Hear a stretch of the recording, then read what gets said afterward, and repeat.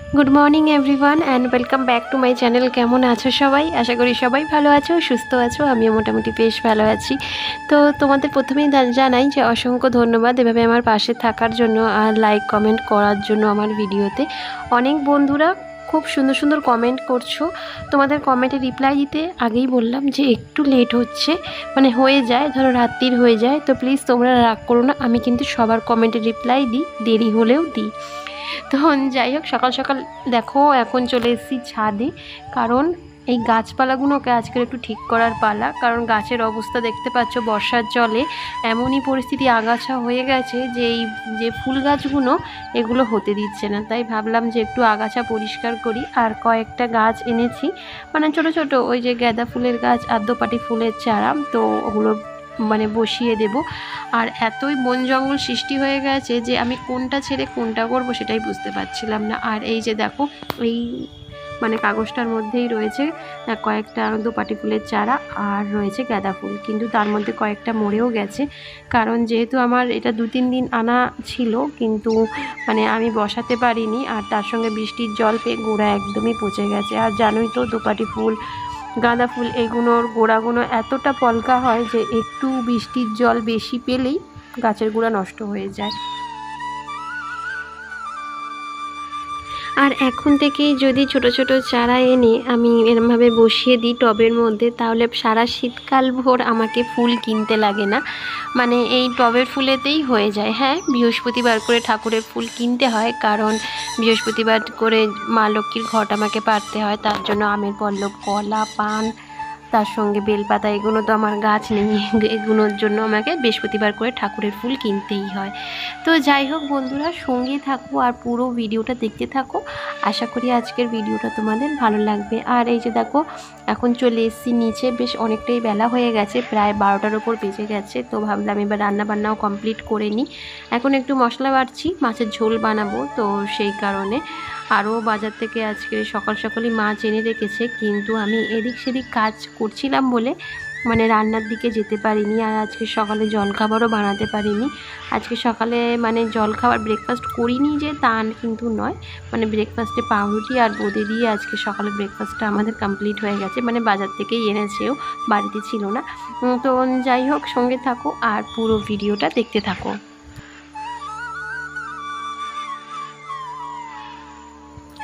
টানা 3 দিন ধরে আমাদের এখানে বৃষ্টি হয়েই যাচ্ছে। মানে বাইরের পরিস্থিতিটা বন্ধুরা এমনটাই এখন যে বাইরে বেরোতে না একদম ইচ্ছাই করে না। ভেবেছিলাম যে আজকের একটু বেরোবো, কিন্তু এতই বাইরের অবস্থা, মানে বৃষ্টি, মানে থেকে থেকে বৃষ্টি আসছে, তার সঙ্গে আবার ঝড় হচ্ছে, মানে ওয়েদারটা যেন একটু অন্যরকম, যেন মনে হচ্ছে নিম্নচাপ হয়েছে। তো সেই কারণে না বেরোনোই হচ্ছে না। আর ঠিকঠাকভাবে ভিডিও আমি শ্যুট করতে পারছি না, কারণ এই বৃষ্টির দিনে কী বা ভিডিও শ্যুট করব, সারাদিন তো ঘরের মধ্যেই থাকি, বাইরে ঘাটে যাওয়া হয় না। তো যাই হোক, এখানে দেখো আমি মানে রান্না বান্না কমপ্লিট করছি। এখানে মাছের ঝোল, মানে মাছের ঝোল বসিয়ে দিলাম জল ঢেলে। আর এখন মাছগুলো ছেড়ে দেবো। মাছটা অলরেডি ফুটে গেছে। আর এটা দেখেই বুঝতে পারছো পাবদা মাছ।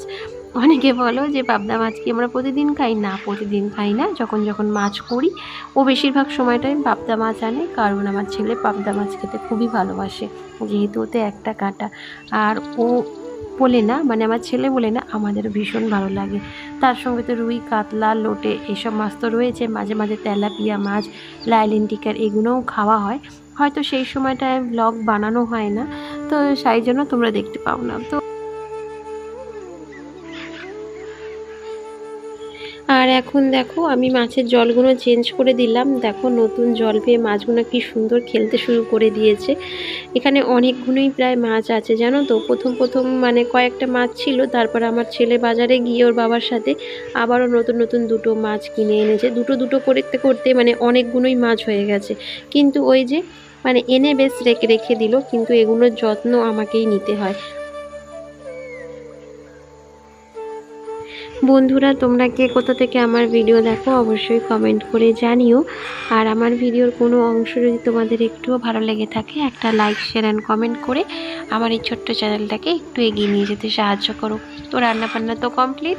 এখন দেখো গ্যাসটাকে আমি একটু সার্ফ দিয়ে মুছে নিচ্ছি, যেহেতু মাছ রান্না করেছি তাই মাছের তেলের ছিটা এদিক ওইদিক পড়েছে। আর দেখবে মাছের তেল পড়লে না সেই জায়গাটা কেমন একটা আঠা আঠা মানে হয়ে যায়, আর তার সঙ্গে আঁশটানি গন্ধও লাগে, যেটা আমার একদম পছন্দ নয়।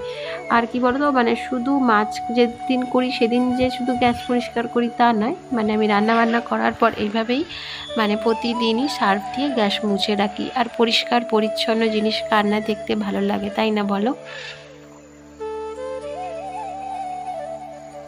ওই দিকের ওপরের কাজকর্ম সেরে এখন চলে এসেছি নিচে, কারণ নিচের রান্নাঘরটা একটু পরিষ্কার করব। কারণ এই দেয়ালগুলোতে এত তেল ছিটে পড়েছে, তো সেই কারণে দেখো একদম স্কচব্রাইট নিয়ে চলে এসেছি পরিষ্কার করব বলে। আর যেহেতু রঙগুলো দেখছো একটু লাইট কালার, মানে ডিপ সবুজও নয়, একটু হালকা সবুজ, তাই খুব তাড়াতাড়ি রং মানে কালারগুলো না নষ্ট হয়ে গেছে জানো তো। তো যাই হোক, রেন্টের ঘর তো এরকমই হয়, মানে কি বলবো, নিজেদের ঘর যেভাবে আমরা পরিষ্কার করে রাখি, কিন্তু যারা রেন্ট থাকে তারা কিন্তু অবশ্যই এটা করে না। তাই জন্য আমাকে দেখো কত খাটতে হচ্ছে। আর ওই যে দেখছো দেয়ালে কেমন ফুটো ফুটো হয়ে করে দিয়েছে, মানে পেরে গিতে গিতে ওইভাবে ফুটো হয়ে গেছে। তো এই যে স্লিপারটা দেখছো, এটাকে এখন আমি সার্ফ দিয়ে ঘষছি, কারণ এটাতে পুরো একদম তেল ছিটে ভাব, মানে যেটা সার্ফ না দিলে কোনো মতেই উঠবে না। কি বলতো, নিজের ঘর বাড়ির যত্ন নিজেকেই করতে হয়। অন্য লোকে যতই মানে থাকুক না কেন, অনেকের মনে হয় যে ঘর বাড়ি রেন্ট থাকলে ঘর বাড়ি পরিষ্কার থাকে, কিন্তু আমার মনে হয় এমনি থাকলেই মনে হয় ঘর বাড়ি বেশি পরিষ্কার থাকে রেন্ট না দিলে। কিন্তু আমার উপায় নেই, তাই আমাকে রেন্ট দিতেই হয় নিচে।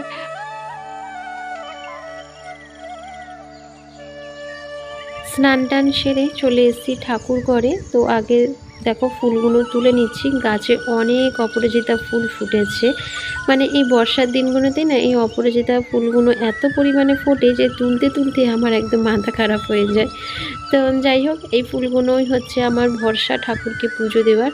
আর জবা ফুল না বেশি ফোটেনি, দেখো মাত্র দুটো জবা ফুল ফুটেছে।